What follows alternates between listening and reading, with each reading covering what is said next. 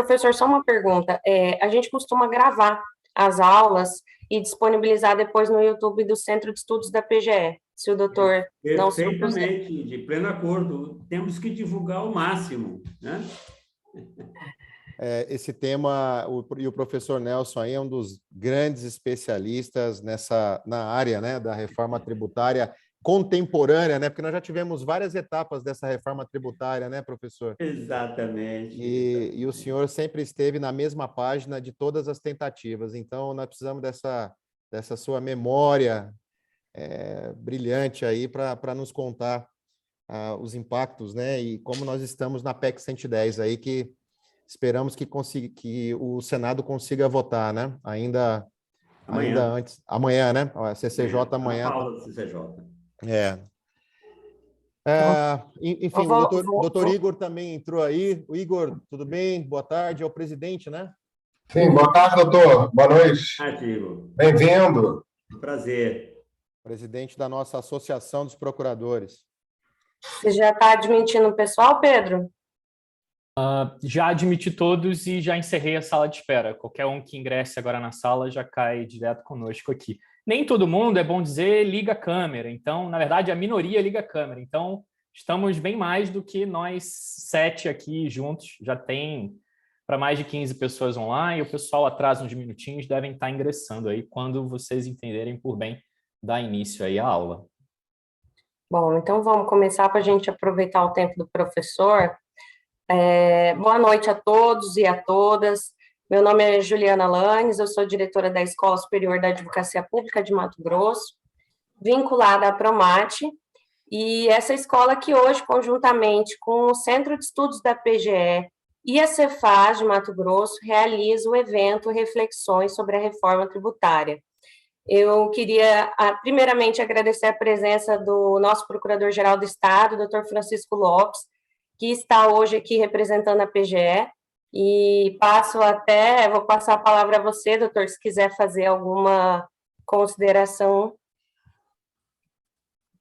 Oi, boa noite, Juliana, boa noite a todos. Oi. É um prazer muito grande estar participando. As saudações ao professor Nelson, Daniele Fukui, que nos visitam, ainda que de forma virtual, professor. É sempre uma honra receber a visita do senhor. Eu estava ouvindo as conversas preliminares e eu estou falando da possibilidade hoje que a internet nos dá de estar assim, em contato com pessoas do Brasil todo.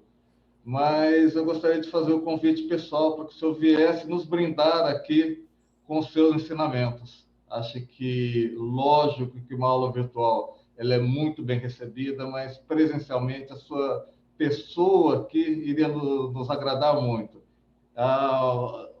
Os convites também à doutora Daniele, certo? E assim que for possível, acredito que a gente consiga fazer, né?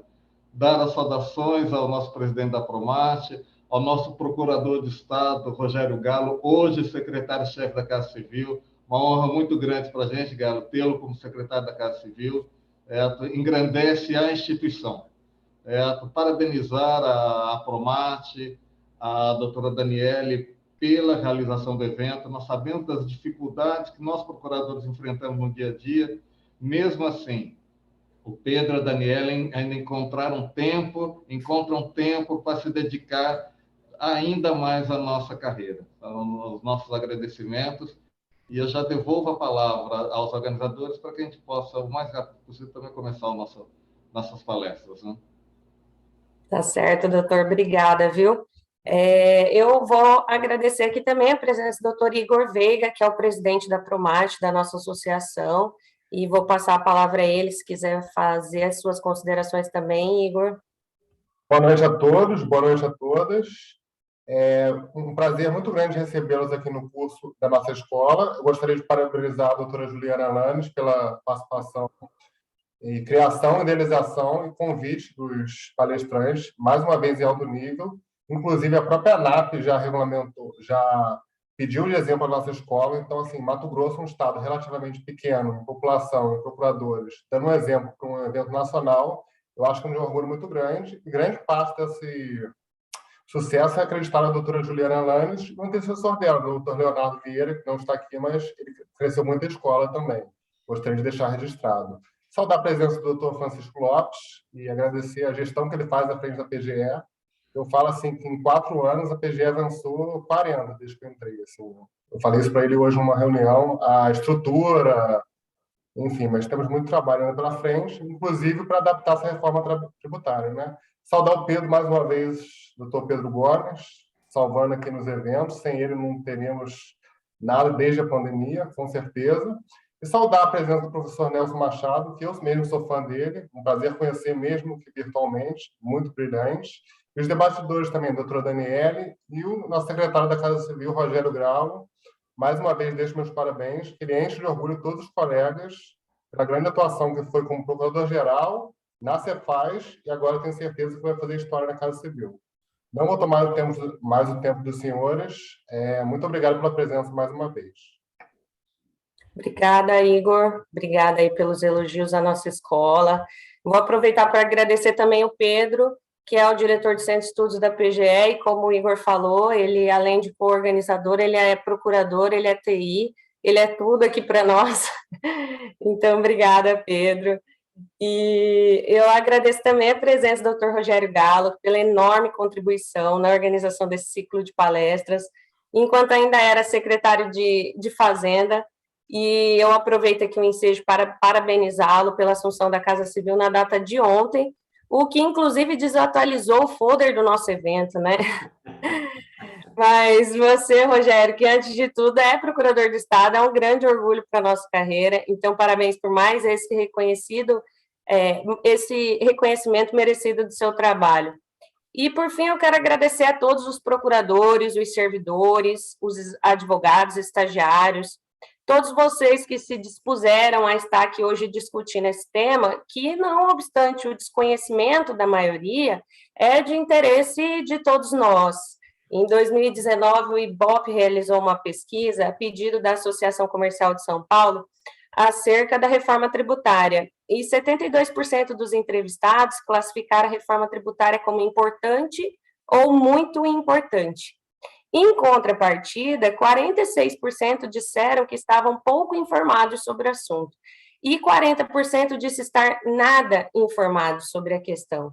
Além disso, 41% disse acreditar que com a reforma os brasileiros iriam pagar mais impostos. Então, apesar dessa pesquisa ser de 2019, eu não tenho dúvida alguma de que esses dados continuam atuais. E esse evento ele vem na contramão, tentando trazer mais informações e ampliar o debate sobre o tema. Afinal, os brasileiros vão pagar mais impostos mesmo? Vai haver uma simplificação do nosso complexo sistema tributário? Em que medida esse sistema vai contribuir para a redução das desigualdades sociais? E como fica o Pacto Federativo com o IVA? Enfim, são muitos questionamentos. E, para começar essa discussão, eu agradeço a presença e já apresento a presidente de mesa do nosso primeiro debate, doutora Daniele Fukui, que é advogada, especialista em Direito Tributário pelo IBET de Mato Grosso, mestranda em Direito Tributário pelo IBET de São Paulo, especialista em Direito Processual Civil pela UFMT e presidente da Comissão de Estudos Tributários e Defesa do Contribuinte da OAB de Mato Grosso.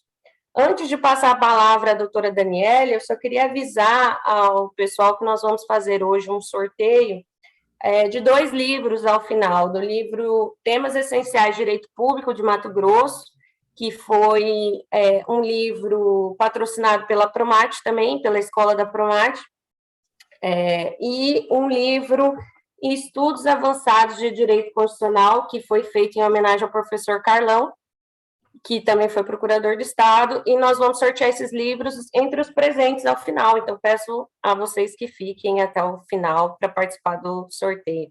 E eu vou passar agora a palavra à doutora Daniele. Obrigada, doutora Juliana, boa noite a todos. É um imenso prazer estar aqui participando e presidindo a mesa de abertura do evento que trata sobre reflexões sobre a reforma tributária. que está sendo realizado pela Promate, Governo do Estado, junto à PGE, Secretaria de Fazenda. Quero parabenizá-los pela iniciativa. Realmente, ciclo de palestras e discussões como essas são realmente muito importantes, e até me espantei com os números que a doutora Juliana acabou de dizer, né? 47% diz não estar informado sobre a reforma tributária. Então, isso reafirma a importância da gente levar discussões como essas, né? Não só para o meio jurídico, mas também para a sociedade, que eu acho que é de interesse do contribuinte de uma forma geral, né? Inicialmente, eu quero cumprimentar também o Dr. Francisco Lopes, Dr. Igor Veiga, o nosso convidado, que é uma honra estar aqui presidindo uma mesa com ele, Dr. Nelson Machado, o debatedor deste painel, o nosso secretário, Dr. Rogério Galo. E aproveito mais uma vez, doutora Juliana, para agradecer pelo convite e pela oportunidade de estar aqui representando a OAB, pela Comissão de Estudos Tributários e Defesa do Contribuinte da OAB Mato Grosso, numa discussão tão relevante que é a reforma tributária. Eu sempre falo, é um tema que ele sempre é atual e sempre é pertinente, apesar de não ser novo, né? As discussões sempre acabam se atualizando, mas não deixa de ser uma discussão pertinente. Nós sabemos hoje que o sistema brasileiro ele é complexo, ele gera custo de conformidade exorbitante, há uma multiplicidade de tributos com base fragmentada, temos grandes inseguranças jurídicas, tratamento desigual em situações semelhantes, e muitas vezes o contribuinte ele não sabe o que ele está pagando, por que ele está pagando, quando que ele deve pagar. Então, diante de tantas questões como essa, que sempre acaba se vindo à tona a discussão sobre a reforma tributária. Todos nós estamos acompanhando essa tentativa de aprovação de uma reforma tributária, com propostas em torno de simplificação de tributos, correção da cumulatividade ao longo da cadeia produtiva, e a partir daí surgem vários questionamentos, né? A gente se pergunta se esses são os fins, são suficientes para corrigir essas distorções no sistema tributário brasileiro, né? Será que este realmente é um momento oportuno para se tratar de uma reforma tributária, levando em consideração que estamos próximos a uma eleição presidencial? Então, são várias questões que a gente acaba se indagando, né? E dentro de um panorama geral, a gente sabe, a gente já discutiu PEC 45, que unificava 5 impostos, né? A gente já falou também em outros, até sobre a PEC 45, só fazendo um adendo, é uma proposta que foi criada e idealizada pelo deputado Bernardo Api, e tem como um dos idealizadores o doutor Nelson Machado também, né, doutor? Isso. No Centro de Cidadania Fiscal, nós participamos ativamente da construção dessa proposta de PEC, é verdade. Nós estamos aqui com a pessoa certa para tratar do assunto, né? E hoje a gente vai tratar especificamente pelo tema, né, da PEC 110, né, que é o que a gente tem como tema central, pano de fundo para a gente discutir, que ele unifica 9 tributos, né, e acaba sendo a proposta que hoje, pelo que a gente acompanha, tem um apoio maior do fisco. Dentro desse cenário geral, já se discute também, né, discutimos a proposta que foi apresentada pelo governo, que foi uma proposta fatiada, até então apresentada em 2 etapas. A primeira etapa, a PL 3887, que vem tratando da união da PIS e COFINS, né, num novo imposto chamado Contribuição sobre Bens e Serviços, e a segunda etapa, as alterações do imposto em renda de pessoa física, pessoa jurídica, e as novas regras sobre tributação de lucro e dividendos, né?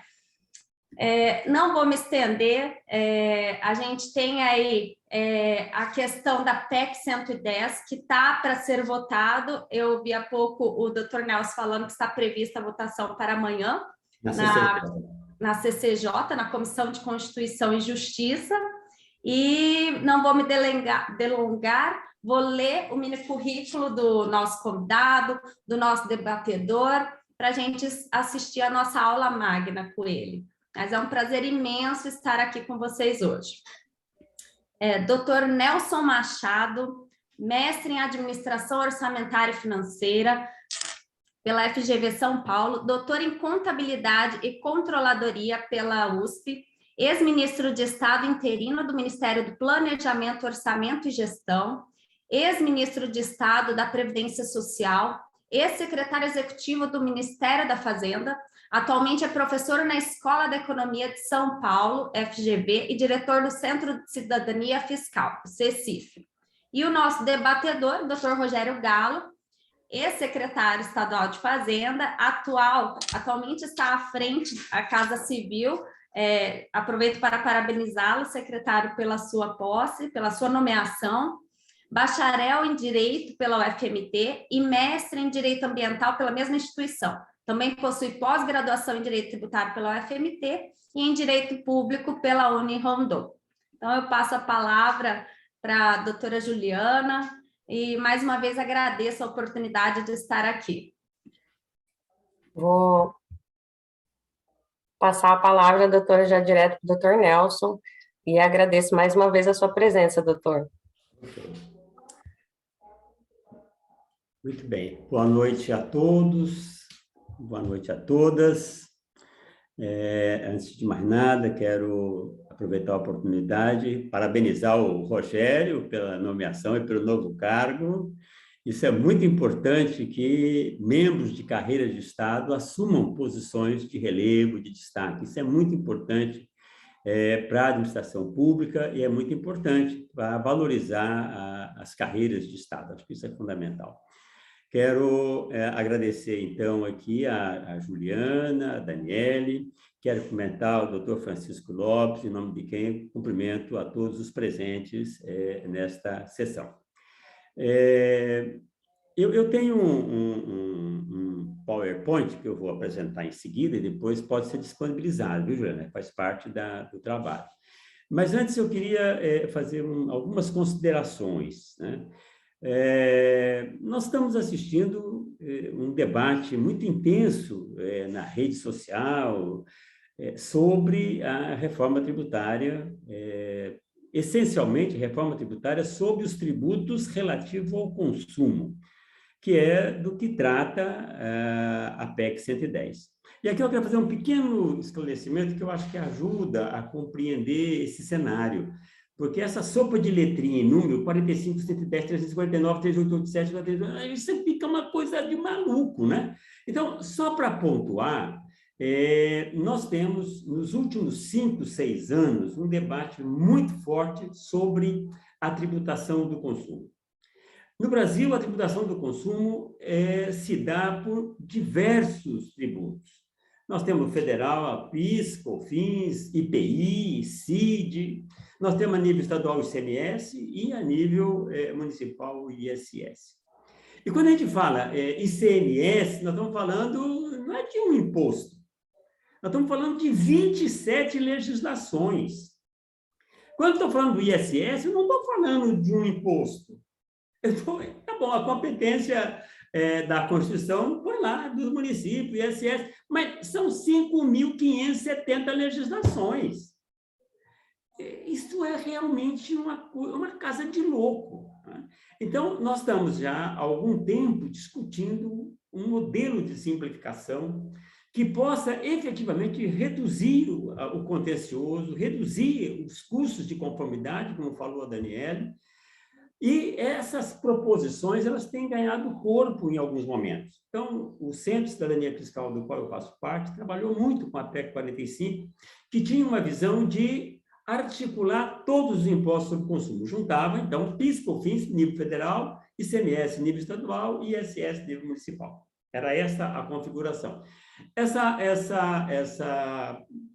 PEC tramitou na Câmara durante um período, e se encerrou na legislatura do deputado Lira, que praticamente engavetou a proposta depois da leitura do relatório pelo deputado Aguinaldo. Ao mesmo tempo, de forma quase que concomitante, o Senado, que já tinha a PEC 110 andando, que aí tinha 9 tributos, tinha toda uma configuração, o Rodrigo Pacheco passou a relatoria para o senador Roberto Rocha, que tomou o relatório da PEC 45 como base para o seu relatório da 110, porque ambas tratam da mesma questão, busca a simplicidade, busca a redução do contencioso, busca a capacidade da gente ter um sistema que permita o crescimento do país. Então, a PEC 110, o relatório do senador Roberto Rocha, a partir do relatório do Aguinaldo, que era da PEC 45, faz uma nova formulação. E o que é de diferente nessa PEC 110? É que ela, atendendo já algumas formulações anteriores, ela segmenta. Ao invés de ter um único IVA, juntando o Imposto sobre o Consumo Federal, PIS/COFINS, mais estadual, ISMS, mais municipal, ISS, ela cinge em dois. Fica a CBS, que pega o nível federal, o IBS, que é o PIS e COFINS, e o IBS, que trabalha com os impostos subnacionais, que então é o ICMS, as 27 legislações, e o ISS. Por que se fez isso?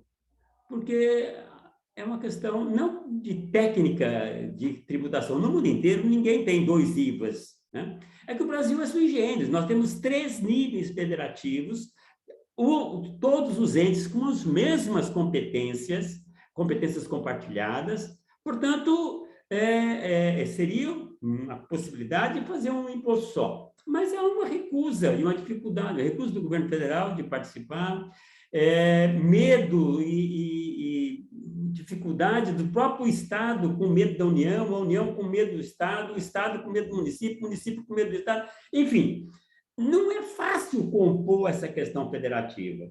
Então, uma maneira que deu, vamos chamar assim, deu acordo, né? E o Galo sabe bem disso, ele participou diretamente das conversas, das discussões do Concefaz, é o que deu acordo. O governo federal cuida do negócio dele, fica lá com a PIS e COFINS, na CBS, e estados e municípios, Concefaz e Confederação Nacional dos Municípios, acordaram, juntamente com o relator e diversas forças do mundo econômico, acordaram em fazer, então, um imposto subnacional, que seria, então, o IBS, que é o que está pautada na PEC 110. Mas eu não vou falar aqui do direito material do imposto do IBS. O Galo me pediu para falar sobre a administração tributária desse novo imposto. Veja só a missão que esse rapaz me arruma, né? Nós nem temos um imposto, ele já quer saber como é que a administração tributária vai fazer para administrar esse imposto, né? Tá vendo? Mas a gente só faz isso para amigo mesmo, né? Porque senão ele não faz um negócio desse. Muito bem, então eu vou agora começar o meu PowerPoint, onde eu vou trabalhar especificamente a questão da administração tributária atual e a do novo imposto. E vamos ver agora se eu consigo fazer o compartilhamento aqui. Vocês dão um minuto aqui de licença para eu ver se eu compartilho. Estão vendo aí? Sim, estamos, doutor. É sempre uma surpresa. Eu aperto o botão e rezo, né, para ver se realmente o negócio fica de acordo com aquilo que a gente tinha pensado, né? Então, vamos lá.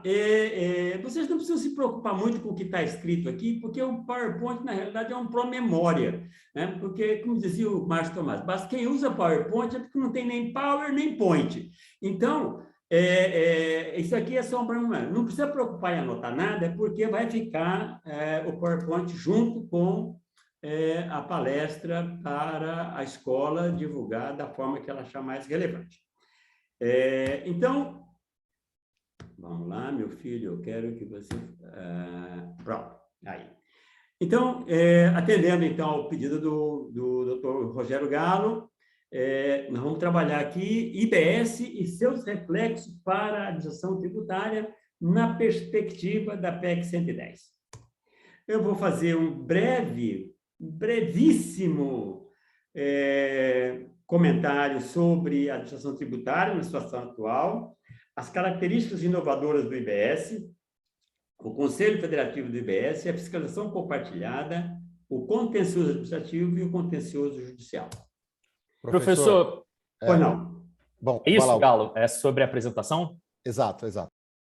Vênia, professor, o senhor, o Zoom ele tem um problema. Você clicou para criar a apresentação de slide, ele abre meio que uma outra janela. O que eu peço para o senhor? Para de compartilhar agora e aí retenta o compartilhamento, selecionando dessa vez a janela em que já contém um slide em tela cheia. Deu para captar a mensagem? Não. Como é que é?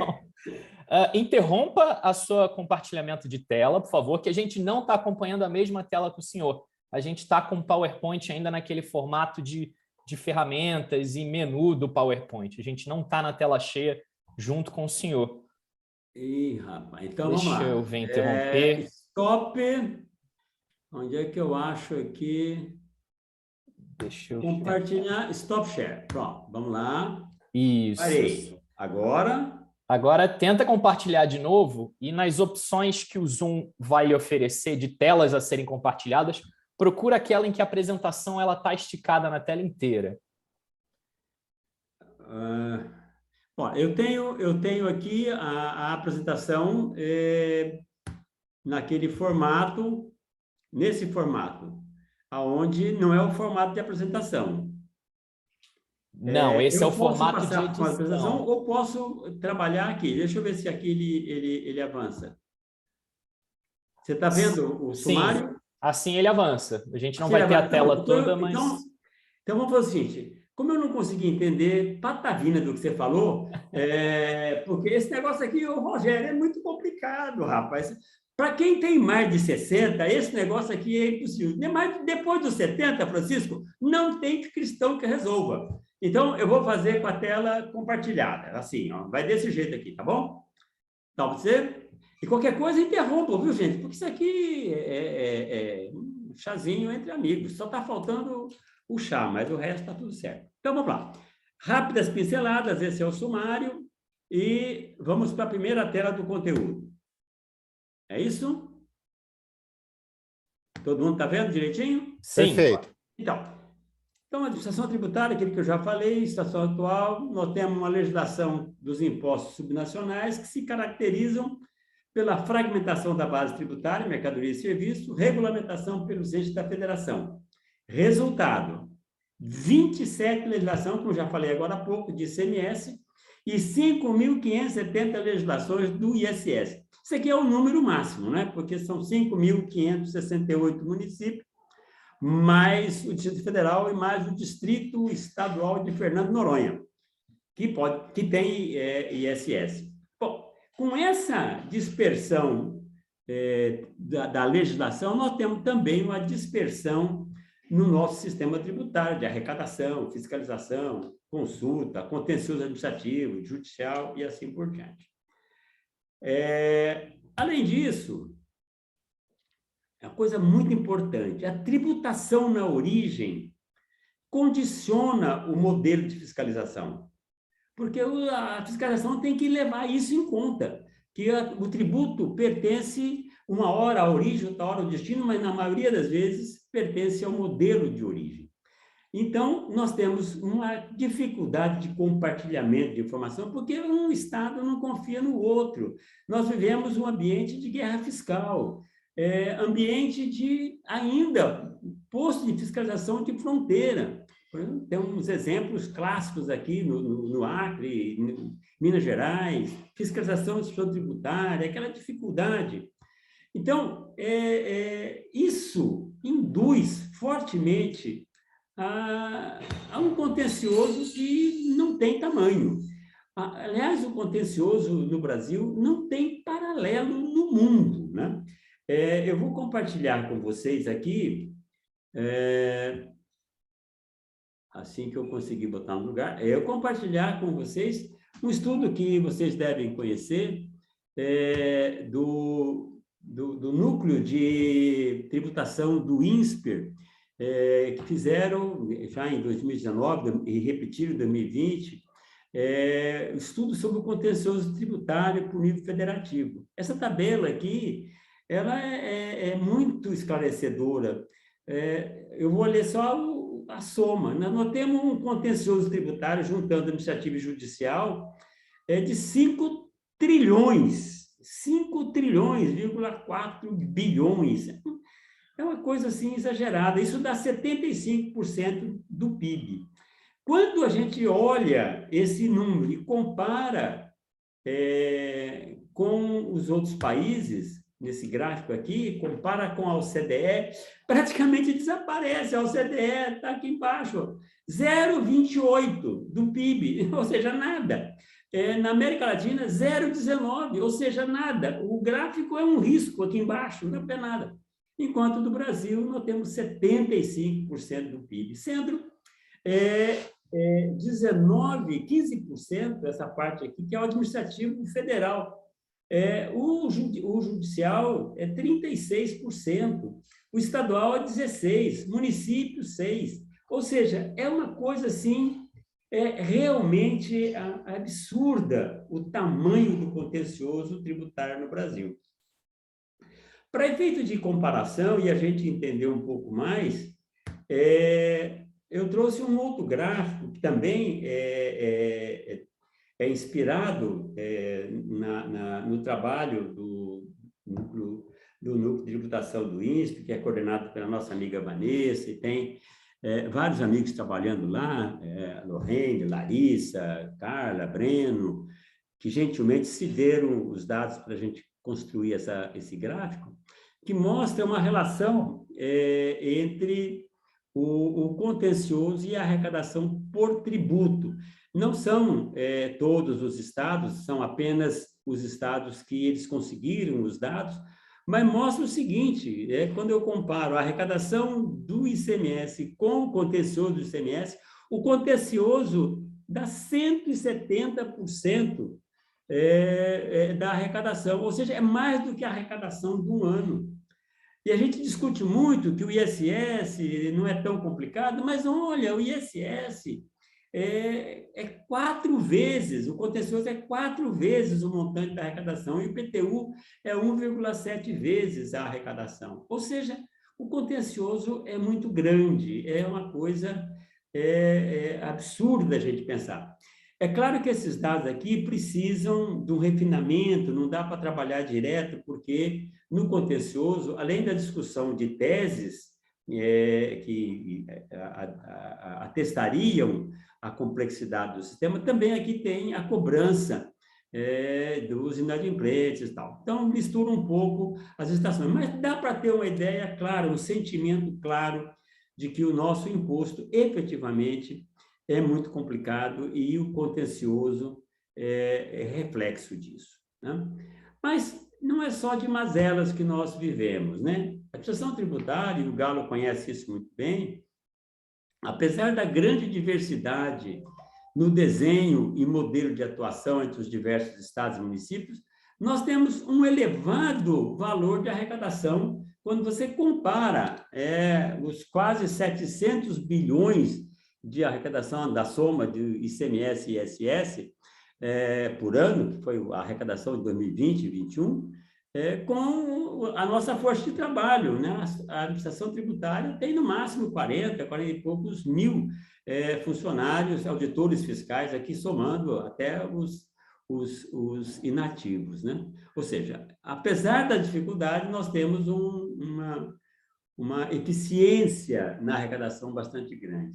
E nós temos também um nível de modernização e informatização construído nas 2 últimas décadas com o apoio do BID, onde eu posso destacar aqui a nota fiscal eletrônica, nota fiscal de serviços das capitais, nota fiscal do consumidor, conhecimento de transporte, manifesto de carga, e etc., né? Além disso, o sistema público de escrituração digital, a escrita fiscal, que é o EFED, escrita contábil digital, ECD, sistema de captação e auditoria de anexo de combustível, SCANC, que é um sistema muito importante para fiscalização e acompanhamento, controle do comércio de combustível. Aí, eu vou dar só um breakzinho aqui, só para prestar uma homenagem ao BID, aqui são os programas de modernização fiscal dos últimos 25 anos. Começa com o programa de modernização da Secretaria da Receita Federal em 96, depois um Programa Nacional de Apoio à Modernização dos Estados, em 97. Esse aqui é um programa que decorre de um trabalho muito forte iniciado no Estado de São Paulo. Na época, eu coordenava a Escola Fazendária e o Programa de Modernização. Era um programa inicialmente paulista, que depois virou um programa nacional. Em 99, nós tivemos o Programa de Apoio à Modernização dos municípios brasileiros, PENAF Fase 1, depois tivemos o Profis, depois tivemos o Profisco, em 2009. Esse aqui eu já estava no Ministério da Fazenda, foi um trabalho muito importante. Pulou aqui, que não era o objeto desse trabalho, o Promoex, que era a modernização dos tribunais de desconta. Depois nós tivemos, em 2010, o PNAF-M Fase 2, PNAF-M Fase 3, Profisco Fase 2, e está faltando aqui o PRO-IBS, que será o próximo sistema que será construído seguramente com apoio do BID, porque não dá para fazer um sistema se não tiver apoio de uma entidade internacional. Por último, mais duas pinceladas que eu acho que são relevantes da administração tributária nossa. Nós temos um razoável nível de transparência e formalidade na tramitação de documentos. Nós temos um bastante elevado nível de proteção dos contribuintes. E, apesar dos avanços que nós tivemos na formação, padronização de banco de dados, ainda é muito baixa a integração das ações de fiscalização e compartilhamento de dados. Ainda é muito baixo isso. Bom, então isso é o sistema que nós estamos vivendo, né? Como é que será o sistema do futuro? O sistema do futuro vai depender, obviamente, do desenho da PEC, né? PEC 110, que estará amanhã na pauta da CCJ, e esperamos que seja aprovada e que vá para o plenário do Senado, que já seria uma plataforma de discussão muito importante para a aprovação no próximo governo da reforma tributária do consumo dos impostos subnacionais. Bem, características inovadoras do IBS. Eu não vou ficar discutindo aqui o imposto, isso ou aquilo, não. Vou pegar direto as características desse imposto e seu impacto na fiscalização, na administração tributária. Primeira característica importante juntamente com a criação do IBS, que então é o IVA dos impostos subnacionais dos estados e dos municípios, nós teremos a criação do Conselho Federativo do IBS. Não é possível administrar esse imposto se a gente não tiver um conselho federativo. Esse termo conselho federativo aqui é uma contribuição do Concefaz, foi discutido e aprovado nesse âmbito, e depois ajustado com a Confederação Nacional dos Municípios. Então, a ideia é que esse conselho que vá efetivamente administrar o imposto em nome dos estados e dos municípios. É fundamental que esse conselho faça a arrecadação centralizada do imposto. Não haverá arrecadação no estado do Mato Grosso, nem de São Paulo, nem da Bahia, nem no município de Cabrobó da Serra e nem no município de Manaus. A arrecadação será centralizada. Isso vai permitir uma mudança considerável no modelo de imposto, porque hoje nós recolhemos o imposto, apuramos e recolhemos o imposto por estabelecimento. Se você tem uma empresa que tem estabelecimento no Mato Grosso do Sul, do Rio Grande do Sul e na Bahia, se ela tiver crédito num lugar, ela fica com o crédito, ela mica com o crédito, no outro ela recolhe, quando ela transfere, é uma briga se vai transferir o crédito ou não. É um horror. Como o imposto agora ele é no destino, é possível fazer a arrecadação centralizada, e aí você faz a arrecadação pelo CNPJ, pela raiz do CNPJ, se consolida. Isso, do ponto de vista da administração tributária, muda tudo.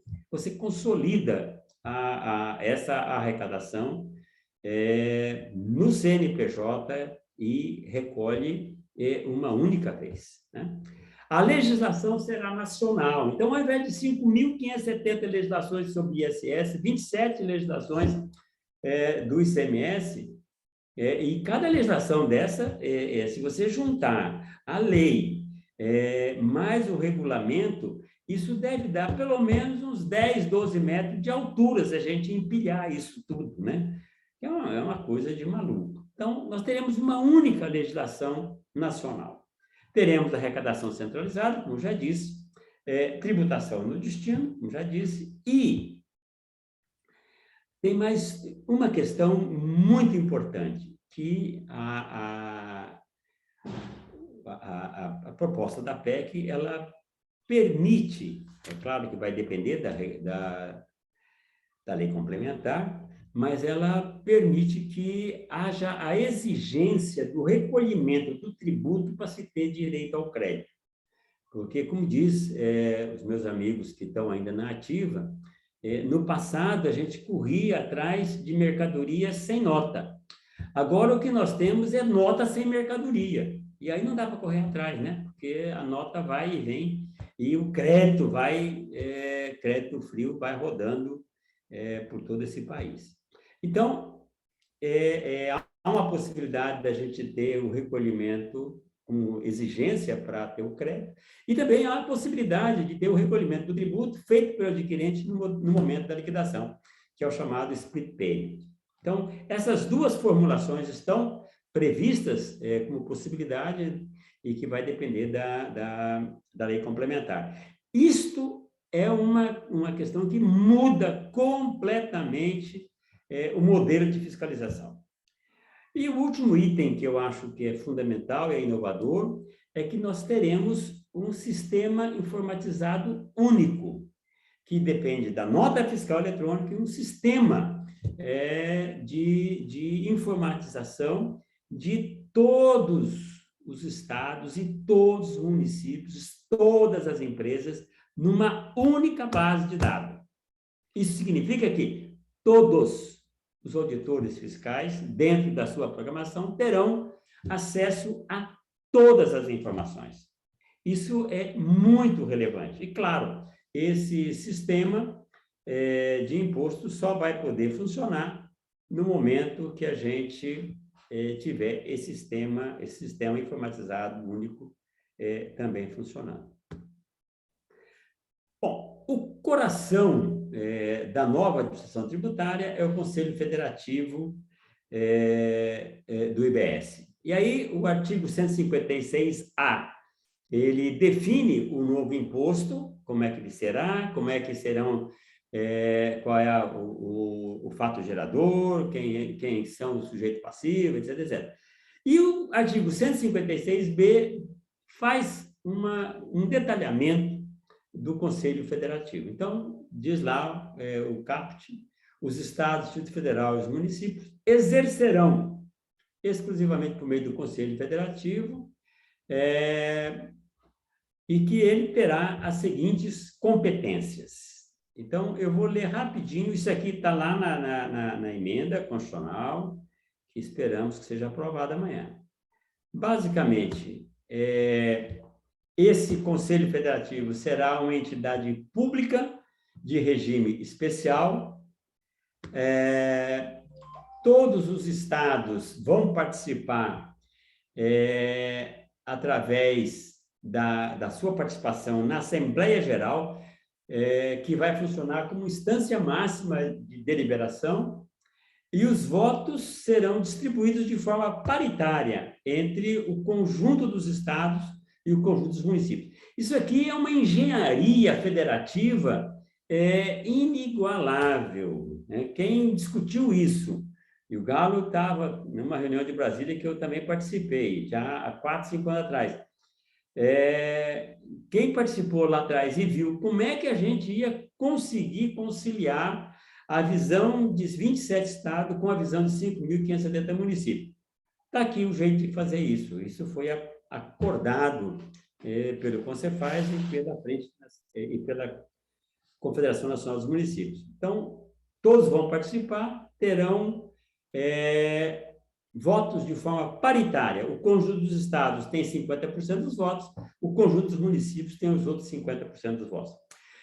Quando a União saiu fora, facilitou, porque a gente tinha uma proporção de um terço, e um terço está muito quebrado, fica muito complicado. Então, até facilitou as contas aqui, o fato da União estar fora, porque aí fica paritário, 50% Estado, 50% município. Esse conselho será financiado por um percentual do produto da arrecadação. Portanto, não dependerá dos orçamentos de cada estado ou de cada município. Ele terá o seu orçamento próprio para a sua atuação e já será diretamente uma parcela do imposto. O controle externo será exercido pela Assembleia Geral com o auxílio dos tribunais de contas dos estados e do Distrito Federal e dos conselhos de contas dos municípios. Opa, esse aqui é um probleminha, que aí ele vai mais rápido do que devia. Aqui. Na cobrança, fiscalização e representação judicial, nós teremos a participação coordenada das administrações tributárias e das procuradorias dos estados, Distrito Federal e dos municípios, que vão estar atuando de forma coordenada com o Conselho Federativo.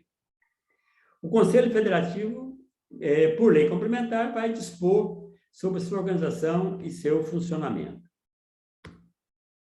E caberá à lei complementar definir o modelo de representação.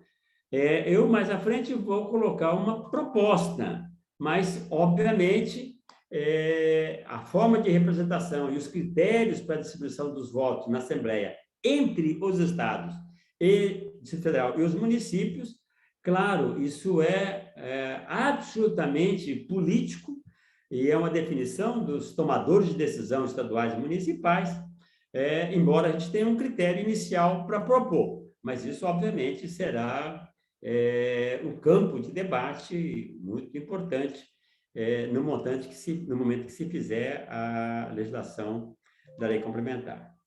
Por último, o parágrafo 3º do artigo 156 é muito importante porque ele define que os servidores em exercício no Conselho Federativo e os servidores de carreira de administração tributária dos estados e municípios estarão sujeitos ao limite de remuneração aplicável ao servidor da União e a disciplina estabelecida em lei complementar no que se refere à responsabilidade funcional, correição e sanções administrativas. Ou seja, aqueles auditores que vierem trabalhar, ou procuradores que vierem trabalhar no Conselho Federativo, eles terão a mesma lei complementar que vai definir a responsabilidade funcional e correição. Bem, então, isso é o que está lá na proposta da PEC.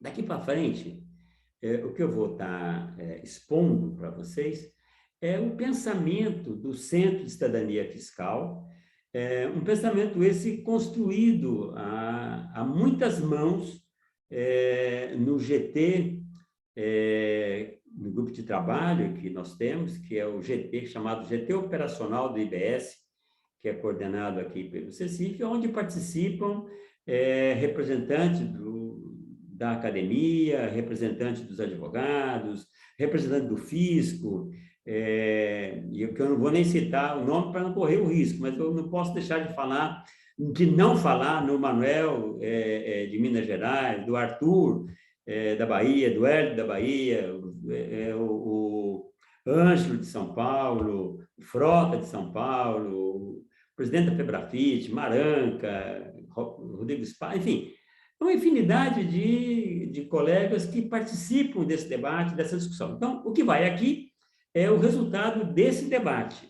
É claro que isso vai ser mediado pelos tomadores de decisão, porque quem decide mesmo depois são os deputados, senadores, são os secretários de Fazenda e os secretários de Finanças dos estados e dos municípios. nós apenas temos uma proposta técnica que ajuda a pensar como o Conselho Federativo vai atuar.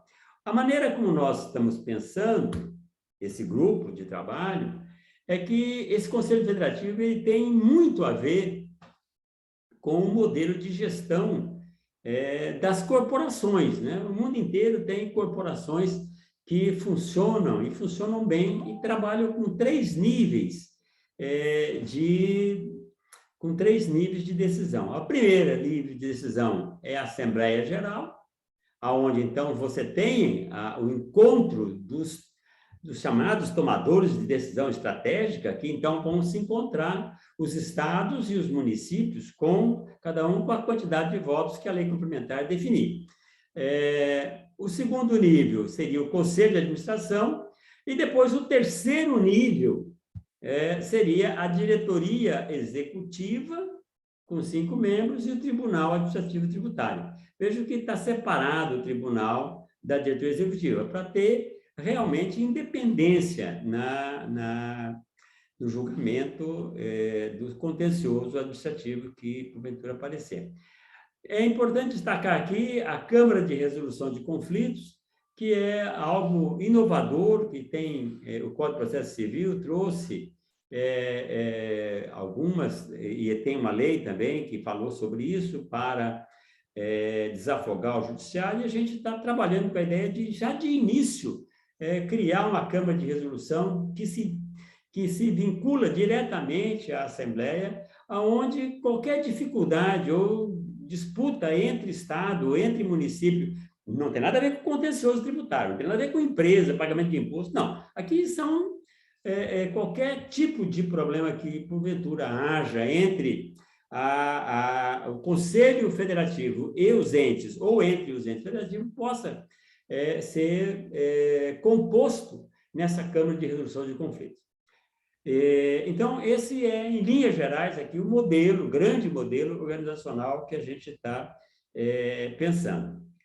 E aí, depois, nós temos aqui uma proposta de como operacionalizar isso. A ideia principal é a gente ter, como já está dito lá na PEC, 50% dos votos para o Estado e para o município, e a gente está propondo que essa distribuição entre os estados e os municípios se faça em razão da população, ou seja, cada habitante de cada um dessas esferas significaria um voto, né? Então, isso dá uma capacidade, dá uma quantidade de votos que é mais estável. A gente está propondo que se use o último censo para definir isso. É claro que essa é uma proposta técnica. Os tomadores de decisão vão definir na lei complementar como isso vai acontecer. Nós estamos propondo, isso também é proposta do GT operacional, estamos propondo que a gente, na lei complementar, garanta aos entes federativos o direito de apresentar candidatos e de votar nele. Isso é fundamental, vai ter que estar garantido. Agora, como é que é o Conselho de Administração? A nossa visão é de que as grandes corporações trabalham com um número entre 7 e 11. E a gente está trabalhando com a ideia de 9, que eu acho que, na experiência que eu tenho tido em alguns conselhos, 9 é um número bastante adequado para dar conta da diversidade de situações que esse conselho, obviamente, vai enfrentar. E o Conselho de Administração é quem realmente vai fazer a direção estratégica, né, que dá o rumo estratégico. Ele não vai estar no dia a dia. No dia a dia é a diretoria, mas eles é que vão escolher a diretoria, né? Então, isso é muito importante, que haja um conselho que tenha diversidade e que tenha uma certa estabilidade ao longo do tempo, para você não ter mudanças bruscas de direção. Um conselho desse, gente, vai estar administrando uma arrecadação de 700, 800 bilhões de reais. É o maior orçamento que a gente vai ter, né? É uma coisa, assim, realmente gigantesca. Portanto, o conselho tem que ter competência, tem que ter capacidade, tem que ter diversidade para pensar todas as questões, e é preciso ter mudanças, não mudanças bruscas. Isso aqui é igual dirigir um transatlântico, não dá para dar cavalo de pau em transatlântico. Então, a proposta nossa é que seja 9 membros e que a renovação do conselho se faça a cada ano, renovando 3 membros a cada ano. Então, aí tem um modelinho que eu vou mostrar na página seguinte, que no primeiro ano você tem a eleição de conselheiros que têm um mandato tipo A, que é 1 ano, mandato tipo B, que são 2 anos, mandato tipo C, que são 3 anos. Então, no primeiro momento, na primeira eleição, a gente escolhe já os 9, mas alguns, 3, né, terão mandato de 1 ano. Portanto, na segunda eleição, já no ano 2, a gente elege 3 com mandato de 3 anos. Na terceira eleição, que é o verdinho, a gente já escolhe também 3, mandato de 3 anos. Na quarta eleição, mais 3, o azulzinho, para 3 anos. Então, a partir daqui, o sistema entra em regime. Importante lembrar que nós estamos considerando a possibilidade de ter uma recondução. Portanto, quem foi eleito para 1 ano, se for reconduzido, terá um mandato total de 4. Quem foi eleito para 2 anos, terá um mandato, poderá ser reeleito, poderá ter um mandato de 5, e quem foi eleito para 3 anos, poderá ter, no máximo, 6 anos. A partir daí, a gente entende que não deve ter mais reeleição. Por quê? Porque é muito comum, se a gente fica muito tempo no mesmo lugar, a gente acostuma com o problema, né? Tem uma historinha do camarada que, depois de tanto tempo, ele chega ali, tem uma pedra no meio do caminho, ele tenta tirar, tenta, depois de 2, 3 anos, ele desanima e ele dá a volta. Aí está na hora de trocar e vem um outro camarada para tentar tirar a pedra. Uma hora alguém consegue. Então, a ideia é que sejam 6 anos o mandato máximo, por conta de um mandato de 3 anos, mais uma reeleição, a possibilidade de uma reeleição. Estamos propondo que haja uma votação em 2 turnos. Isso mostra o seguinte, eu vou passar já, porque eu estou olhando já para o nosso tempo, e eu quero deixar bastante tempo para conversar com vocês. Eleição de 3 conselheiros. Se a gente trabalhar com o segundo turno, o que vai acontecer? Para poder ter garantir a indicação, é preciso ter uma votação mínima necessária de 5%. Isso é uma proposta que está colocada. Para ir para o segundo turno, precisa ter 14%. E para ser eleito, precisa de 25% dos votos. Então, é uma necessidade de haver uma concertação nacional. É preciso muito trabalho para buscar consenso. Aqui, esse conselho, ele é um conselho que tem que nascer do consenso dos estados, do consenso dos municípios. A eleição na Câmara de Resolução de Conflito, como a eleição é para 5 membros, também a mesma garantia de que para ser indicado precisa 5% dos votos, e para ir para o segundo turno, quando nós estamos falando de 5 conselheiros, a quantidade de voto cai um pouco, cai para 9,1%, e para ser eleito também cai, precisa 16%. Mas para vocês verem o quanto que é relevante, 16% para ser eleito do comitê, ou 14% para ser do Conselho de Administração, nenhum Estado sozinho é capaz de indicar, de bancar a eleição do conselheiro. Vai ser preciso conversar. São Paulo, que é o estado de maior população, dentro dos 50%, que é a metade para o Estado, metade do município, vai ter 10% dos votos. Então, ele precisa de 14%, não vai conseguir sozinho fazer nenhum indicado. E se ele fizer 1, ele não faz 2, não faz 3, não tem como, né? Então, é preciso buscar um consenso muito grande. Os municípios, então, têm uma maior dispersão ainda. Se a gente pegar 7 maiores municípios, eles terão 7,65% dos votos. Não vão conseguir sozinho eleger um membro do conselho. As populações, os municípios de população média, entre 500 mil e 50 mil, esses poderão efetivamente eleger um, terão 18%. Então, vejam que é preciso uma busca muito importante de conciliação. Na realidade, se eleger para Conselho de Administração do Conselho Federativo é mais difícil do que eleger senador, né? Precisa de mais votos do que uma eleição de senador.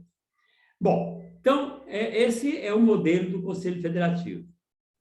Eu vou passar agora, mais rapidamente, nos modelos de fiscalização. Bom, o nosso grupo de trabalho não avançou muito no detalhamento do modelo de fiscalização, mas, obviamente, as linhas gerais são que a fiscalização precisa ser compartilhada e terei a participação dos fiscos estaduais e municipais. Teríamos que ter programação, a atribuição de competência residual, participação das portarias estadual e municipal. Para o Tribunal Administrativo, a ideia é que a gente tenha uma estrutura e composição muito claramente definida na lei complementar e que busque controle de qualidade dos autos de infração, funcionamento da primeira instância, funcionamento da segunda, uniformização de jurisprudência. No modelo do contencioso ainda é importante a gente trabalhar aqui, e esse é um programa de trabalho do nosso conselho, do grupo de trabalho do GT Operacional, que é avaliar o projeto de lei complementar que está tramitando, o 381, que trata da questão do contencioso administrativo, e discutir e formalizar aspectos importantes da súmula vinculante, uma discussão sobre certificação de juízes, estrutura organizacional, modelo de regionalização, modelo de representação fiscal, e o contencioso judicial. Esse é uma página em branco, porque isso aqui vai ter que ser um diálogo muito intenso com o CNJ, né? Porque não dá para fazer uma proposta de contencioso judicial sem estar discutindo com o judiciário. Bom, são 8 horas, de acordo com o que eu tinha planejado. A última tela aqui é uma reflexão do poeta Antônio Machado, que, apesar do nome bem português, ele é espanhol, de Sevilha, e diz: caminhante, são teus passos o caminho e nada mais. Caminhante, não há caminho, faz-se o caminho a andar. Muito obrigado.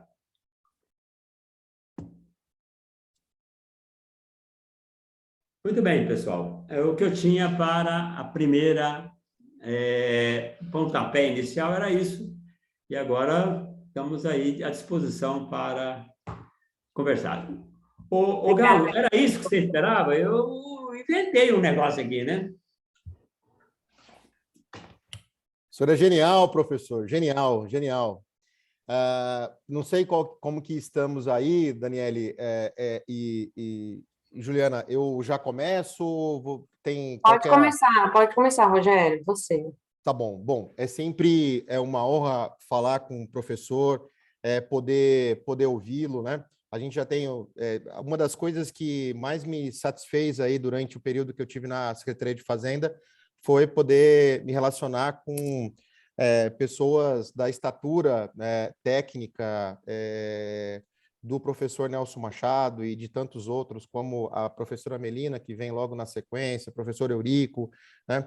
Pessoas que, de fato, constroem, o próprio Bernard Api, que constrói dentro do think tank a CECIF, né, o Centro de Cidadania Fiscal, uma proposta fundamental para o país, que é a proposta de reforma tributária. E, de fato, nós temos hoje, né, professor, o senhor bem conhece o nosso sistema tributário e fez essa menção, antes de iniciar a sua apresentação, fez uma contextualização muito precisa do nosso sistema. Deixa eu só fazer uma intervençãozinha, senão vai ficar esse barulhinho do WhatsApp aí o tempo todo, né?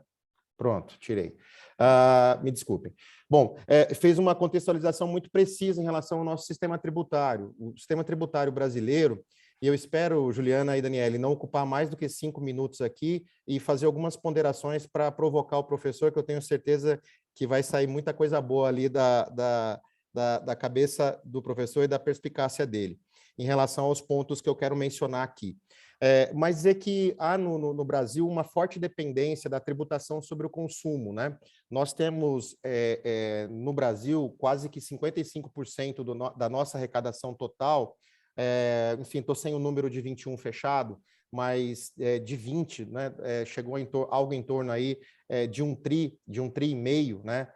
Toda a arrecadação de todos os tributos. Se nós fôssemos falar exclusivamente de tributação sobre consumo, algo em torno de 800 bilhões. Nós estamos falando de 50% a 55%, nós estamos falando de tributação sobre consumo. Então, há, de fato, uma forte dependência no Brasil, que é uma distorção, mas também países de renda média costumam tributar, de fato, mais o consumo, porque você não tem ali, infelizmente, né, uma renda que possa suportar a sustentação dos desafios que são colocados para despesa pública, né? Então, acaba, de fato, sendo um pouco mais tributado o consumo, que é onde as pessoas de baixa renda acabam indo ao supermercado, né, comprando itens de necessidades básicas, e a tributação acaba se recaindo sobre esses itens, e há, então, em países de renda média e baixa, uma forte dependência da tributação sobre o consumo. Qual que é a complexidade do Brasil, né, professor? É o fato de a gente ter as nossas jabuticabas, né? O poder de conformação aqui do Constituinte Nacional criou 3 esferas federativas, né? Então, nós temos a União, os estados e temos os municípios, né? E, além disso, o Distrito Federal, que é esse ente híbrido que tem competência municipal e estadual ao mesmo tempo. Isso faz com que nós tenhamos uma complexidade ao dividir essa base tributária do consumo, quer dizer, operações, né, prestações de serviço e operações de comercialização de produtos, né, e também de intangíveis, acaba sendo tributado pelas 3 instâncias. Obviamente, com espécies tributárias distintas, a União com as suas contribuições sociais, no caso da PIS, da COFINS, e também no caso do IPI, o Imposto sobre Produtos Industrializados, dos estados com o ICMS e dos municípios com o ISS. E aí há uma guerra fratricida entre, sobretudo, municípios e estados, uma guerra estabelecida para quem tributa alguns serviços, né? Se nós acompanharmos a jurisprudência dos tribunais superiores, nós vamos verificar que há uma concorrência sobre essas bases materiais de alguns serviços, né? E aí eu falo sobretudo de alguns serviços de comunicação. Nós tivemos no STJ, até a edição da Lei Complementar, se não me engano, 116, uma disputa muito grande em relação a saber se algumas hipóteses da comunicação, da prestação de serviço de comunicação, eram um serviço de comunicação propriamente dito, ou se era um serviço preparatório para a comunicação, no caso, e seria não tributado pelo ISS, mas sim pelo ICMS, não, mas sim pelo ISS. Então, de fato, nós temos aí no âmbito da competência material de instituição de tributos, uma guerra estabelecida, né? Uma disputa de bases tributárias. A gente vê isso agora muito recentemente com o estabelecimento da alíquota ad rem para os combustíveis, no caso do ICMS. Ali é o governo federal dando cotoveladas, né, nos estados, né, no pacto federativo, para poder colocar e estabelecer, eu falo governo federal porque foi uma proposta que partiu do presidente da República, né, e depois foi uma discussão estabelecida no âmbito do Congresso Nacional e foi recentemente aprovada a alíquota ad rem, né, diferentemente da alíquota ad valorem, que é um percentual sobre o valor do combustível, se estabeleceu uma alíquota ad rem, que é um valor fixo sobre uma quantidade, no caso dos combustíveis, por litro. Isso foi, claro, uma cotovelada, como a gente acaba usando, para abrir espaço ali para que a União pudesse também fazer o seu exercício de competência tributária sobre os combustíveis, né? E expondo os estados aí a alguns riscos fiscais no futuro, a pretexto de que isso seria uma forma de conter os preços dos combustíveis. O combustível está congelado desde 1º de novembro de 2021, no caso o ICMS está congelado, né, em todo o Brasil, e nós assistimos aí um aumento do diesel de 30%. Então, fica evidente, né, que a causa do aumento dos combustíveis na bomba não é o ICMS, mas sim uma política de preço, de paridade à cotação do barril internacional e a flutuação do dólar. É uma outra questão que não é envolvendo a questão tributária. Então, de fato, nós temos aí, no caso dos tributos sobre o consumo, uma necessidade evidente de fazer uma boa reforma tributária. E aí até uso, né, o adjetivo boa, porque me preocupa o momento, professor, é um primeiro endereçamento para o senhor, se nós de fato estaríamos nesse momento, num bom momento para fazermos a reforma tributária, dado que alguns assodamentos fizeram sair nos últimos meses aí projetos muito mal concebidos na área tributária, né? E eu cito, né, esse último projeto aí que fixou a alíquota de renda dos combustíveis. Essa seria já um primeiro ponto para verificar se seria oportuno, né, no momento em que os políticos estão mais preocupados em voto, se seria oportuno nós construirmos uma legislação tão robusta no nível constitucional, porque o nosso receio, de fato, é criar muitos retalhos dentro desse IBS, né? E o ideal é que esse IBS ele não tivesse benefícios fiscais, né? Que ele tivesse a base mais ampla possível, sem exceções, para que nós tivéssemos, então, ali a menor complexidade possível e, como lembrou a Daniele, o menor custo de conformidade, né? E se formos criar muitas exceções, com regimes tributários diferentes, a depender de que fato você está tributando ou de que pessoa você está tributando, eu acho que a gente pode nadar e continuar na praia, né? Então, assim, sobre o momento, se é de fato oportuno ou não, eu tenho de fato esse receio, se nós vamos entregar no final uma boa reforma tributária em função do adiantado da hora aí, do período eleitoral, né? Em relação, professor, e aí eu quero colocar alguns aspectos que nós estudamos juntos, e o senhor bem lembrou lá em 2020, quando ainda nós discutíamos a PEC 45, nós chegamos a detalhar no Concefaz o Conselho Federativo, né? Ali nós, no caso da PEC 45, não era subnacional, né?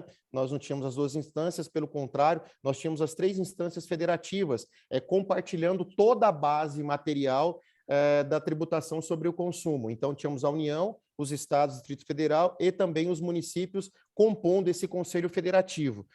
O que, obviamente, levou uma dificuldade para aprovação, tanto que a PEC 45 ela não foi adiante, por embargo do Ministério da Economia, né, por embargo do próprio governo federal, que entendia que o IVA dual seria o mais factível, tanto que foram para a criação da CBS, né, juntando lá a PIS/COFINS na CBS, que é objeto do projeto de lei 3887, e depois, consequentemente, o acoplamento lá, né, a melhoria, né, do texto da PEC 110, como o senhor disse, que tinha uma proposta muito mais robusta inicialmente, colocada pelo então deputado Rauli, né, que tinham 9 tributos lá sendo tratados, convergindo para que, de fato, a gente resolva tão exclusivamente a situação do ICMS e do ISS, né? E por que nos causa muita espécie nós tratarmos esse assunto nesse momento?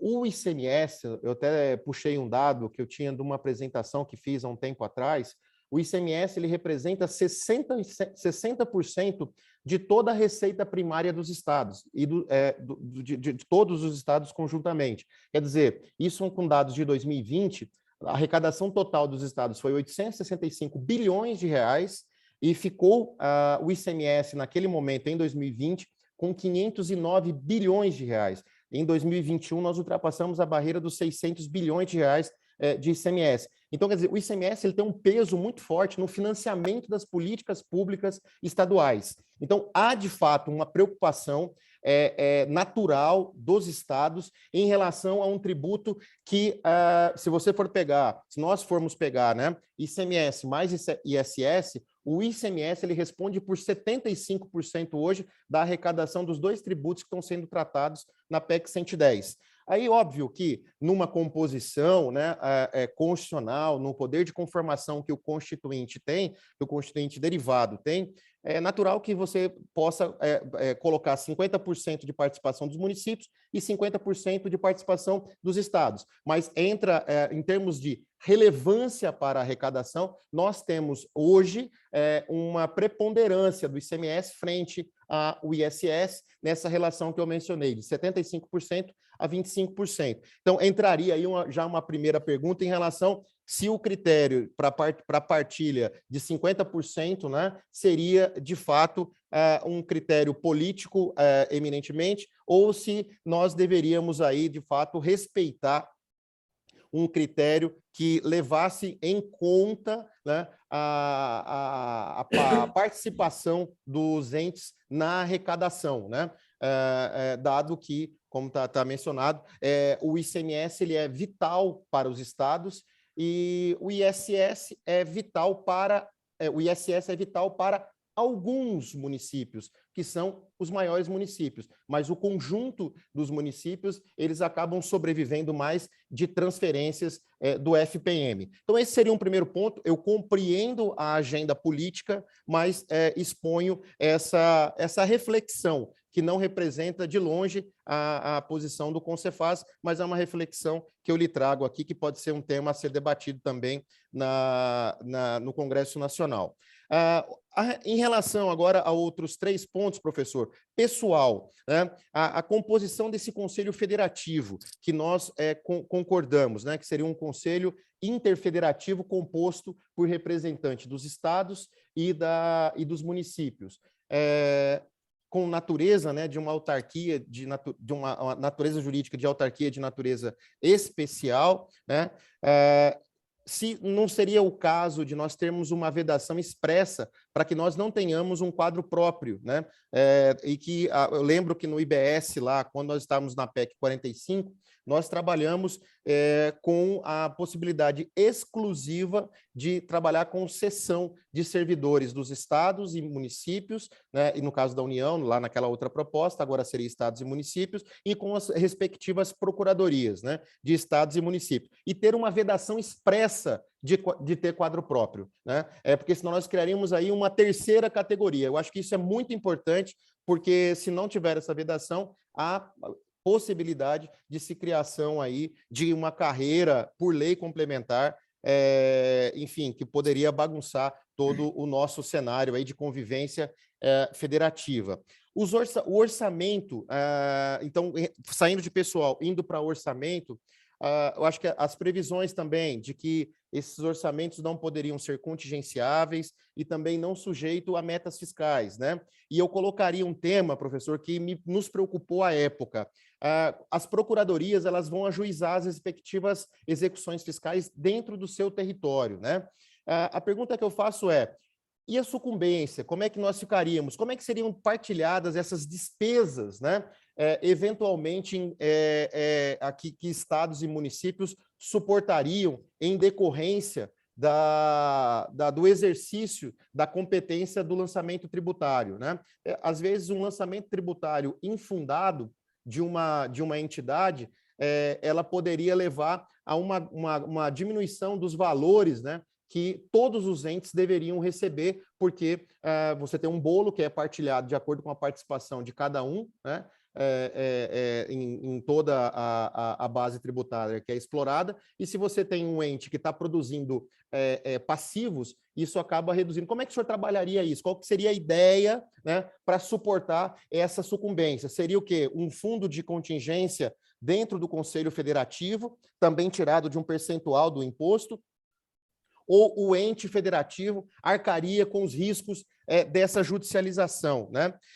Sobre os conflitos, como eu não participei dessa última etapa da PEC 110, dessas discussões todas, eu vi que foi criado lá essa Câmara de Resolução de Conflitos, né? Porque podem ter, pessoal, discussões, um município ou um estado entendendo que ele recebeu um percentual maior ou menor daquilo que seria de direito, em função dos fatos que ocorreram, né? Dos fatos tributários, né? Que ocorreram no seu território. E isso aí pode criar algum nível de divergência. Óbvio, se não for resolvido administrativamente e amigavelmente, qual que seria a entidade para dirimir isso? Na época, eu lembro que nós colocamos o STJ para fazer isso, mas seria razoável termos um poder judiciário fazendo isso, ou seria melhor termos um tribunal de contas, por exemplo, um TCU, que seria um organismo externo, né, independente, não pertencente a Estado e nem a município, e ele podendo arbitrar em caráter final sobre esse tema, porque senão nós poderíamos também ficarmos ali no Poder Judiciário divagando por muito tempo algo que é vital, né? Às vezes para um estado e um município relacionado a uma parcela do imposto que eventualmente não tenha ficado com ele. Então, essa questão do conflito também, né? As contas, professor, eu também fiquei assim um pouco curioso nessa questão de colocar a atribuição para a Assembleia Geral, né? Aí me parece que a ideia foi inspirar hoje como se funciona nas contas de governo, né? As contas de governo, elas são auditadas pelo Tribunal de Contas e aprovadas pelas respectivas, pelo respectivo Poder Legislativo ao qual está vinculado o Poder Executivo. Por exemplo, no caso do Estado, as contas do governador, elas são auditadas, né, pelo Tribunal de Contas, emite um parecer prévio que aprova com ressalvas ou reprova, mas depois quem vai lá e vota e define se aprova ou reprova é o Poder Legislativo. Nesse caso aqui, me parece que a inspiração foi similar, né? Tem o auxílio dos tribunais de contas, mas a Assembleia Geral, né, dos tribunais, desse Conselho Federativo, é quem vai votar a aprovação dessas contas.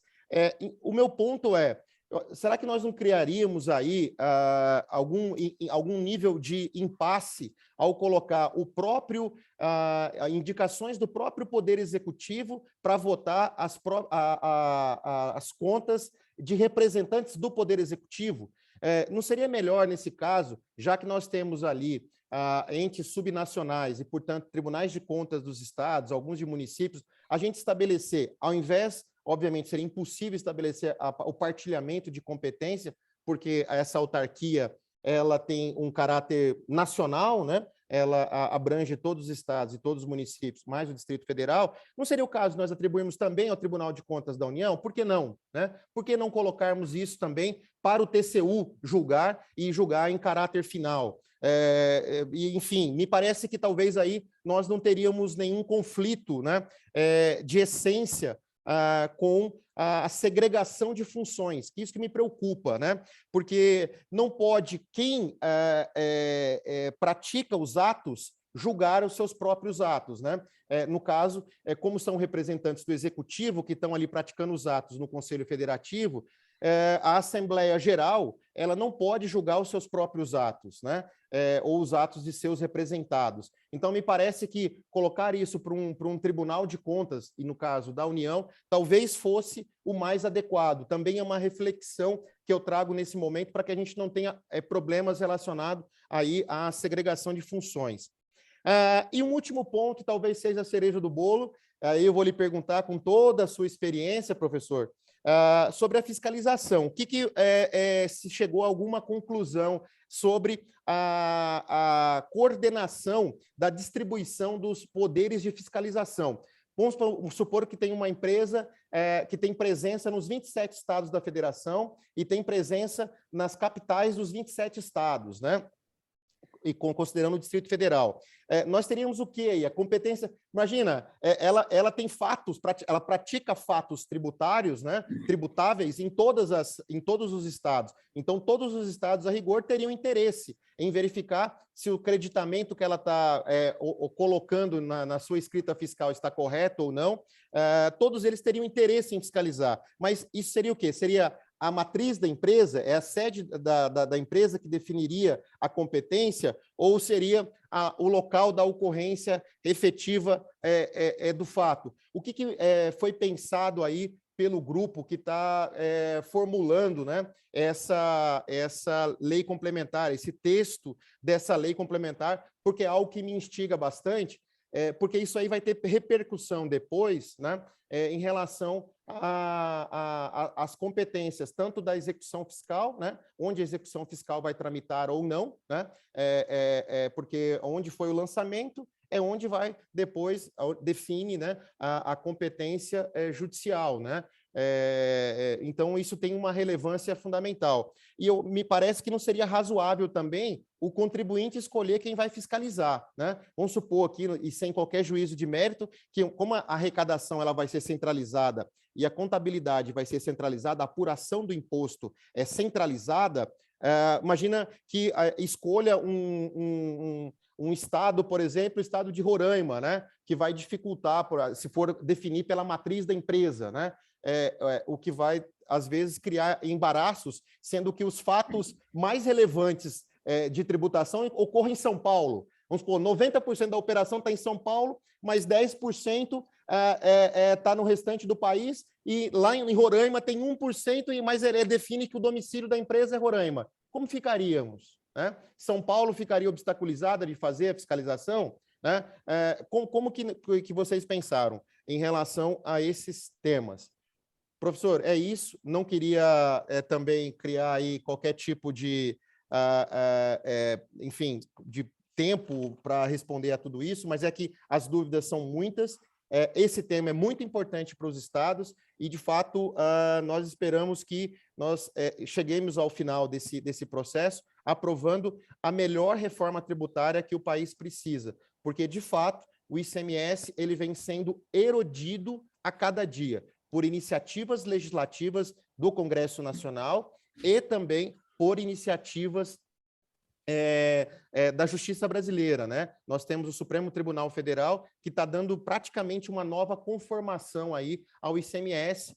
Cito, por exemplo, algo que já estava consolidado de muito tempo, mas que havia discussão, a transferência entre estabelecimento do mesmo contribuinte, ainda que em outros estados. Quer dizer, um tributo que é federativo, né, a gente cria embaraços agora, por exemplo, a empresas que têm benefícios fiscais em Mato Grosso, mas que praticam transferências para São Paulo. Como é que fica essa operação? São Paulo vai aceitar o crédito que vai mandar para lá ou você vai ter que mandar, de fato, uma operação tributada para lá? E aí você tem um encarecimento, né, da carga tributária, porque se você faz uma operação que não seja uma operação comercial de venda e não transferência, você tem PIS e COFINS incidindo. Na transferência, não incide PIS e COFINS. Então, assim, você tem problemas, dado que o ICMS ele é um tributo federativo, o que parecia ser lá uma vitória, né, dos contribuintes, acabou levando, na verdade, sobretudo para o setor terciário, o setor da indústria, a um grande problema, sobretudo aqueles que são empresas industriais, que produzem em estados do Centro-Oeste, Norte e Nordeste e mandam seus produtos para Sul e Sudeste, porque vai dar a brecha para que esses estados glosem o ICMS. Então, é aquilo que eu chamo de vitória de pirro, né? Porque está criando problemas para aquelas empresas que estão localizadas nos estados que eu acabei, das regiões que eu acabei de mencionar. Professor, são essas considerações. Me desculpe se estendi, pessoal, mas me parece que esse tema é bastante relevante. Eu o provoquei, professor, para falar de administração tributária, não foi à toa, tá? Tenho certeza que o senhor talvez seja hoje, e eu tenho certeza que uma das maiores autoridades nesse assunto, né, do porvir, né? Não estou falando do que eu estou falando do porvir. E eu confio muito na condução que nós teremos aí, advinda da sua cabeça e da sua genialidade. Obrigado por aceitar esse convite. Ok. Eu vou pedir para a Juliana, eu quero mais 1h30 para responder esse negócio aqui. Ô, Juliana, assim não vai dar. Juliana, quanto tempo eu tenho aqui, Juliana? Me fala, pelo amor de Deus.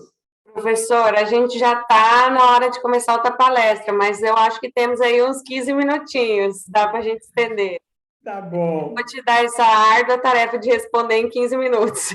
Não, tá bem, tá bem. Veja, é muito rica a formulação e a reflexão do Galo, muito, muito rica. A primeira resposta que eu quero dar é a resposta do nosso poeta. Caminhante, não há caminho, você faz o caminho ao andar. Essa é a primeira resposta relevante. Mas eu queria concordar rapidamente com você. Na primeira questão, o nosso sistema é forte na tributação sobre o consumo e muito baixo na tributação da renda, uma característica dos países de renda média, mas nós poderíamos melhorar essa distribuição sem a menor dúvida disso. Mas, para isso, é preciso você arrumar o imposto sobre o consumo, porque hoje ninguém sabe exatamente como é que esse negócio funciona. Então, é importantíssimo ter a reforma, criar o imposto subnacional, que é o que dá para fazer, né? E deixar o governo federal com a CBS dela.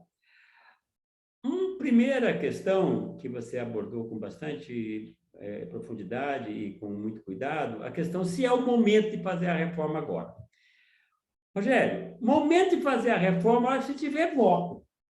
Se tiver voto, faz a reforma. Se não tiver voto, não faz a reforma, né? Nós já tentamos fazer uma reforma parecida com essa, sempre com um pouquinho para cá, um pouquinho para lá, no governo Fernando Henrique, no primeiro governo Lula, no segundo governo Lula, no governo Dilma, no governo Temer.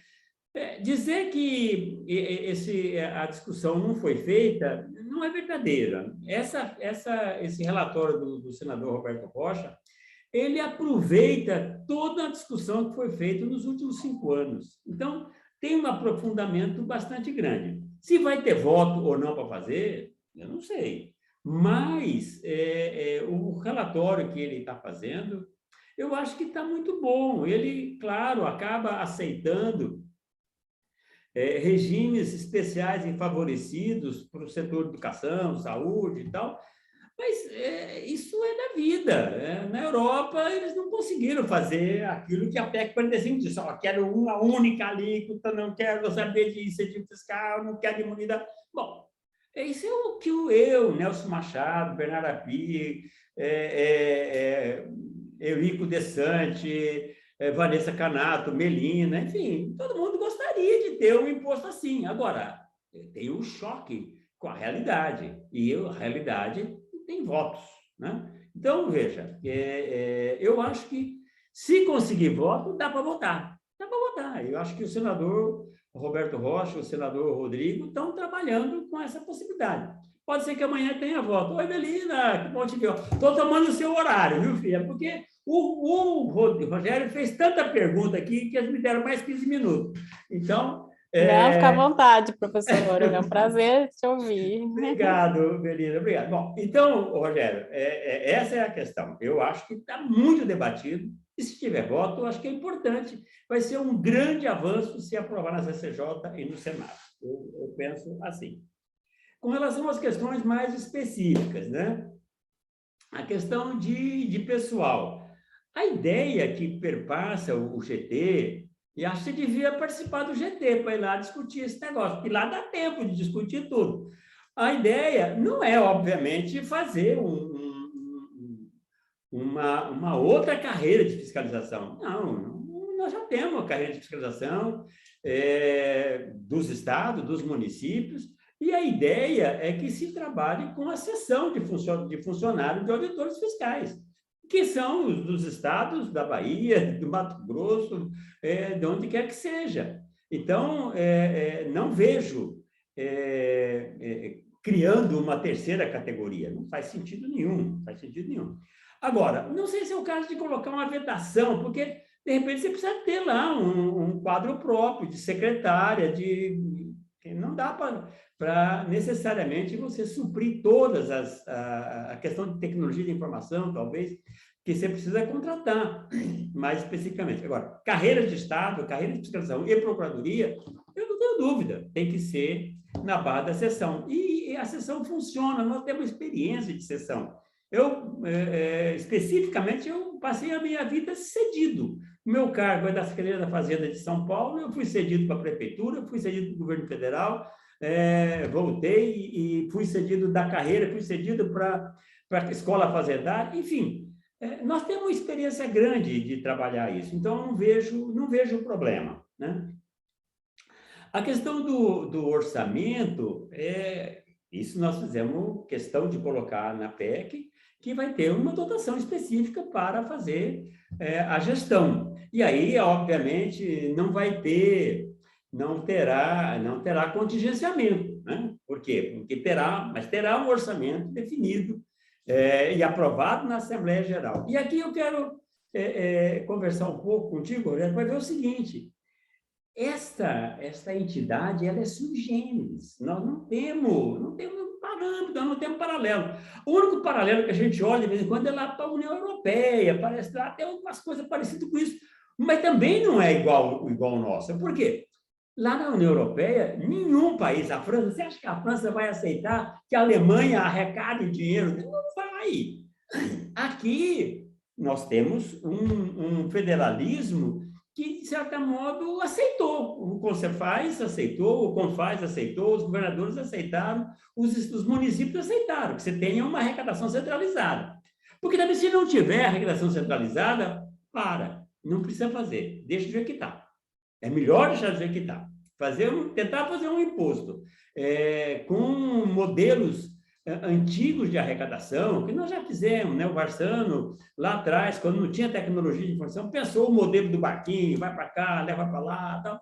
Mas sem a União, e nesse sentido, a União não está porque ela não quis, mas também os estados também não queriam a União aqui. Então, vamos ser francos, não queria, porque os estados têm medo do peso da União, né? Se fosse no modelo da 45, seria 1/3 da União. Ela sozinha teria 1/3 dos votos, 27 estados disputando 27, 1/3, e os outros 5.500 disputando o outro terço. Então, esse modelo acaba sendo mais fácil, né, de trabalhar. E aí as questões operacionais que se levantam, sucumbência e tal, o Rogério, isso tudo é coisa do passado. Isso tudo é coisa do passado, porque o modelo de arrecadação centralizada vai precisar uma programação centralizada. A programação de fiscalização tem que ser centralizada. Se vai numa matriz que está lá em Rondônia ou está no Acre, e a fábrica está em São Paulo, se for relevante, quem vai definir a programação, de onde é que vai, é o Conselho. Tem lá um núcleo da Diretoria de Administração Tributária que vai fazer essa programação. E, claro, de repente, você pode ter uma empresa lá em Bonifácio, que é a minha cidade, a Grande Bonifácio, que seja relevante para Bonifácio. Ninguém tomou conhecimento e a prefeitura vai fazer a fiscalização. Então, eu acho que esse modelo compartilhado tem que ser construído, né? Ele não tem como você, ex ante, definir tudo isso. Aliás, acho bom não definir mesmo, porque nós já discutimos e o GT operacional está discutindo essas questões, mas nós não vamos, de forma nenhuma, levar isso para esse detalhamento, nem para a PEC, e também não vamos levar para a lei complementar. Por quê? Porque o modelo de fiscalização tem que ficar mais livre, mais solto, para ser ajustado nos regulamentos, nos regimentos, tanto do imposto quanto da fiscalização. E a Câmara de Resolução de Conflito, eu acho que pode ajudar muito a diminuir as dificuldades, porque no primeiro momento vai ter muita incompreensão, né? Mas, nós trabalhamos com um sistema informatizado único, onde será igual a um banco. Você tem conta no Banco do Brasil, ninguém tem dúvida. A Juliana também tem, o Pedro também tem. ninguém tem dúvida de qual é a conta. Ninguém mistura. O Banco do Brasil está tudo lá, ele não mistura a conta do Pedro, a conta do Rogério, a da Juliana. Não mistura. Então, o sistema tributário não vai misturar o imposto de Bonifácio com o imposto de Salvador e do Estado de São Paulo. Está separadinho. A nota fiscal eletrônica entra e diz qual é o CNPJ, de onde é que ele é, e diz qual é o tipo de operação. Se é uma operação que vai dar crédito, isso não vai para o Estado nenhum, vai ficar o dinheiro recolhido, vai ficar na centralização e vai só ficar creditado para a empresa criadora. Só vai ser receita a hora que se trabalhar o consumo, a hora que a operação não der direito a crédito. Se a operação não der direito a crédito, bom, então aqui eu tenho a receita. E aí a receita, eu não tenho dúvida, é de Bonifácio, é de São Paulo, é de Salvador, é de Campo Grande, é de Cuiabá, enfim. Não há esse tipo de problema, mas pode haver incompreensão, sem dúvida nenhuma. E aí eu acho que a Câmara de Resolução do Conflito, com o espírito do Código de Processo Civil, pode ajudar e muito, pode ajudar e muito. Com relação à fiscalização do Conselho, você tem toda a razão, acho que não pode misturar quem executa e quem fiscaliza, acho que tem que ter separação de função, concordo com isso perfeitamente. Agora, eu acho uma temeridade um Conselho Federativo de um órgão subnacional dos estados e municípios colocar o TCU para definir as coisas. Eu acho que essa posição, Rogério, não passa em lugar nenhum. Porque você vai trazer um órgão que não tem nada a ver, com a arrecadação, com o imposto subnacional, para julgar um conflito. Eu acho que é muito mais eficaz você ter uma primeira avaliação da própria Assembleia, que vai estar todos os estados e todos os municípios que vão compor. Isso aqui é um jogo de composição, não é um jogo de confrontação, é um jogo de composição. Então, eu acho que é preferível você ter os órgãos, tribunais de contas, ajudando na fiscalização, compondo, mas o julgamento ser pela Assembleia. Eu não acho que daria certo você colocar um órgão independente de um outro ente federativo para julgar as coisas. Se a União estivesse participando, tudo bem. Aí eu acho que o TCU atrairia a competência de fazer a fiscalização. Mas ele estando fora, eu não colocaria efetivamente nessa posição, sabe? Eu acho que isso seria bastante complicado fazer isso, né?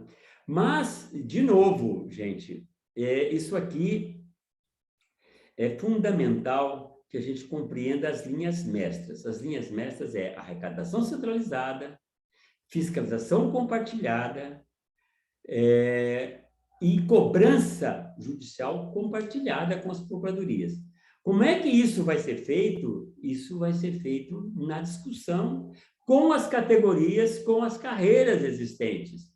E eu trabalho com a ideia de que o Conselho de Administração ele é eleito da maneira que nós colocamos, a diretoria e o Tribunal Administrativo Tributário são formados a partir de seção de funcionários das diversas carreiras, né, das várias categorias de administração tributária e das procuradorias, e depois a fiscalização é compartilhada. A força de trabalho, eu acho que não deve ir para o Conselho Federativo. Não é ter lá 3 mil, 10 mil fiscais ou 5 mil procuradores. Não faz sentido isso. Ali tem que dar a coordenação, a programação, mas a execução tem que estar nos estados. E aí nós temos instrumento. Você pode pensar contratos de adesão, você pode pensar contratos de gestão, aonde o Conselho Federativo contrata e o Estado produz, e ele paga. Eu acho que esse é o modelo que está na cabeça do pessoal que está ali discutindo. Muda muito, muda demais do que nós estamos acostumados hoje, né? Não será não será como nós estamos acostumados hoje, será muito diferente. Por isso é que eu volto a repetir, caminhante não há caminho, o caminho se faz caminhando. Ok? Muito bem, eu queria agradecer imensamente o convite, a paciência da menina que ficou aqui, roubei 15 minutos dela, e dizer para nossa amiga Juliana que eu estou à disposição da escola. Quando vocês quiserem fazer o debate, estamos aqui prontos. E, Rogério, venha fazer o debate no GT Operacional, meu irmão. Tô lá, Você eu tô está lá no grupo. convidado inclusive para indicar quem você achar. E como agora é Zoom, meu querido, nem despesa de viagem tem. Nem desculpa tem agora, né, professor? E não tem desculpa. Isso você nunca teve. Talvez você nunca deu desculpa. Quero reconhecer aqui que você sempre participou, é verdade. Mas eu acho que vale a pena, viu? Vale a pena. Fazemos reunião de sexta-feira. Vale a pena esse debate. Ok? Ok, professor Nelson. Espero ter respondido em parte o que você perguntou. É muita coisa. Não, ok. Eu agradeço muito, professor. Só para demonstrar, de fato, a complexidade daquilo que a gente está tratando nesse momento e a importância para a federação, para a sociedade, dos temas que estão sendo tratados, né? E as suas respostas indicam exatamente que o caminho absolutamente novo que está sendo construído e disruptivo, né? Nós temos que compreender que as nossas tarefas não serão mais as mesmas tarefas que eram feitas de modo compartimentado, e sim de modo cooperativo dentro de um ambiente que é esse Conselho Federativo que está nascendo na PEC 110. Do meu lado, professor, absolutamente satisfeito aí com as suas respostas. Muito obrigado. Agradeço demais o senhor ter aceito compartilhar conosco essa 1h30 aí, que tenho certeza que agregou muito para todos os participantes. Muito obrigado mesmo, de coração. Eu que agradeço. Obrigada, Rogério, pela participação como debatedor, pela ajuda na organização do evento. Obrigada, doutor Nelson. É uma grande honra para a nossa escola a sua presença aqui. Vou reforçar o convite do nosso procurador-geral para que numa próxima oportunidade seja presencial. E agradeço também a presença da doutora Daniele. Se quiser falar alguma coisa, doutora, fica à vontade. Quero agradecer, Juliana, mais uma vez pelo convite, a oportunidade. Realmente foi uma 1h30 de muito aprendizado, e já vou aproveitar até a oportunidade, doutor Nelson. Na Comissão de Estudos Tributários da UAB Mato Grosso, nós temos um projeto que se chama Quarta com Tributo. Confesso que à medida que o Rogério foi falando, fazendo os questionamentos dele, eu fui anotando aqui, e na verdade eu teria uma série de perguntas para fazer também. Então eu gostaria já de formalizar um convite para que o senhor e o doutor Rogério Galo participe de um dos nossos quadros do Quarta com Tributo para tratar sobre esse tema, tá? Mas, mais uma vez, eu agradeço pela oportunidade, parabenizo, Juliana, pela iniciativa, pelo evento, parabéns e, mais uma vez, obrigada. Tudo bem, Daniele, o convite está aceito, é só ajustar aí a nossa agenda, né? Então, você pode pegar com o Rogério aí o meu contato, e a gente agenda uma data específica, nós estamos à disposição, e o debate faz parte da nossa vida, é o que a gente faz, né? Tá bem? Ok, pessoal, então, muito obrigado, me despeço e vou deixar vocês com a Melina. Aí que vocês vão ver o que é conhecimento, viu, gente? Obrigada, professor. Muito obrigado, professor. hein? Até mais, uma boa noite. Obrigado. Até mais.